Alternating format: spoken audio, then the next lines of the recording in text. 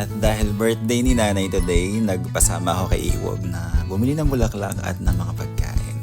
So dito kami ni Iwog nagpunta. Palagi kami bumibili ng bulaklak dito sa Alvin's Flower Shop. At kilala na nga kami, nanonood din sila ng mga vlogs namin.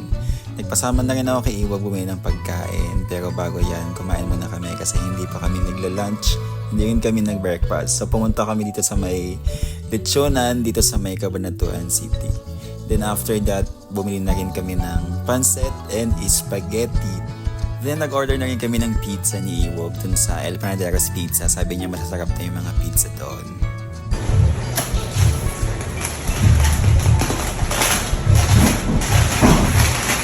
Bango! Bango. Ang bango! Ano to? Pancit Malabon. Wow! Ang daming gulay. Sorry. Daming gulay. Na. Bango naman.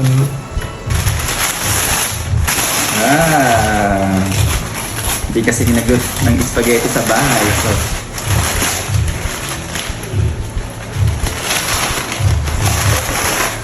look.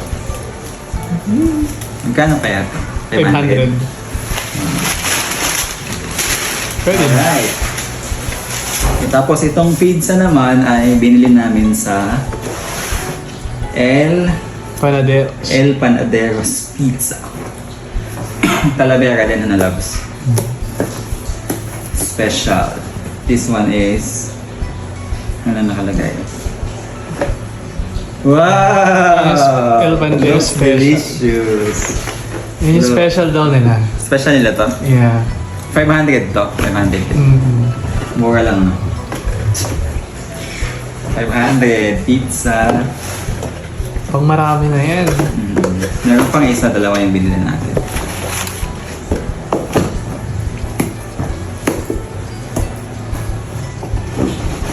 Yan ay. Wow, Hawaiian pizza.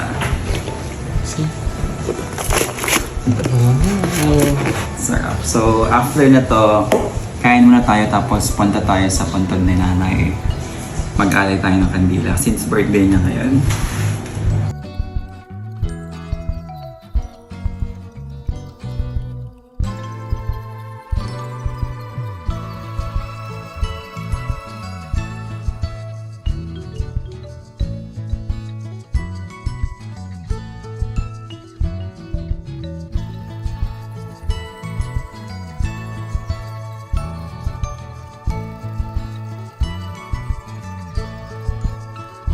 Ang ganda naman ng mga ano dito, no?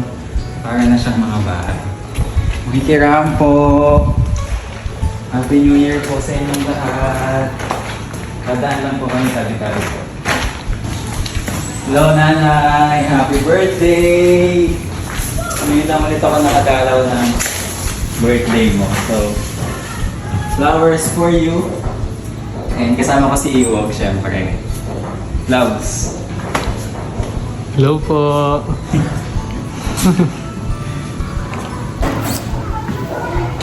Hello po. Ayan, dinalaw po namin si Tita. Dahil ano nga celebration ng Birthday niya ngayon. Birthday niya. Dinalaw namin siya ng flowers and then May mga pagkain kami binili kanina. mamaya kain tayo. Happy birthday, Tita. Ano masasabi mo? Ang gwapo. Gwapo mo sa naka-black ka. Sigurado ka magugustuhan ka ni nanay. Tita, hello po. Sana nakasupport lang po kay Tita sa amin. Ano? Nakakatuwa. Sana nakikita tayo ni Tita. Di ba? Sana naman nanonood din siya ng mga vlogs natin. Actually, nasa likod mo siya ngayon.